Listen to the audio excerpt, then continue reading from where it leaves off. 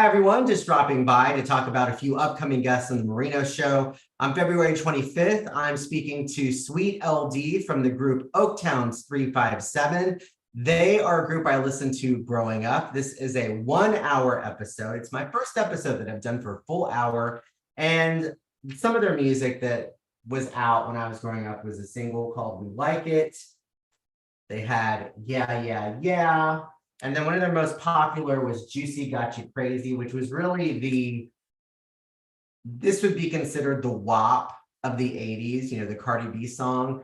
And so anyhow, Sweet LD talks about her time in the group. This group was formed by MC Hammer, Sweet LD, Terrible T, and Little P, all part of Oaktown's 357, were also dancers for Hammer. And ultimately, Oaktown's 357 became Sweet LD and Terrible T. And she talks about the group, the fun that she had in the group. She also talks about the business side of it, which wasn't so fun. There were some issues that came up during that time. And she talks about why the band didn't have a third album. They had 2 albums, and really gets into some of what was going on behind the scenes. It was an open and honest conversation. Here's a clip of Sweet LD from our upcoming interview.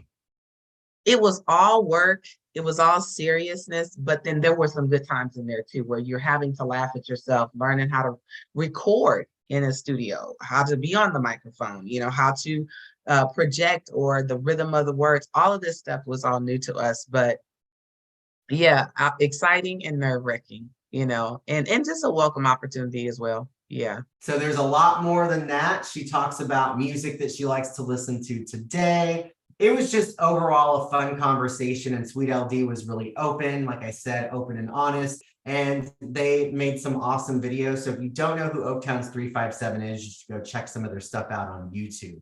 Another upcoming interview is with actor Ron Sloan. That will air on March 11th, and he played Junior in Friday the 13th, Part 5. It's one of my favorite Friday the 13th. It's one of those Fridays that when it initially came out, people weren't really pleased with the film because it wasn't Jason Voorhees doing the killing. However, over the years, it has become more well-liked among the fan base. And Junior's character and his mother in the film, played by Carol Locatell, they were the comic relief of that movie. So here's a clip of Ron talking about it.